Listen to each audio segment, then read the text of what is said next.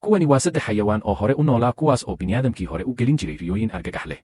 hal waraabo godka ku noolayd afahiyana waxaad ahaan kartaa adigoo ugaarsiyo u baxay adiga iyo kooxdiina, iyaguna waxay idinka daba socon jireen meel fog oo aanad ogeyn. waxay ku daba iman jireen masaafo dheer iyagoo sugaya inaad gurigiinna ku celisaan. markaad timaadaan waxay keeni jireen 30 ilaa 40 kale oo saaxiibadood ah oo albaabada idinka xiraya midna ku soo gelaya, taasoo dhaawac iyo dhimasho u keenaysa adiga iyo kooxdiina.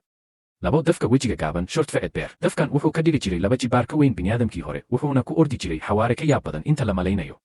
lugihiisu waxay ahaayeen kuwa dhaadheer oo xoog leh, wuxuuna ka ordi jiray faraska xawaaraha uu gaaro. haddii uu ku arko isagoo ku dhow, wuxuu ku qaban karaa ilbiriqsiyo gudahood adigoon fursad u helin inaad caawimaad u qaylisid.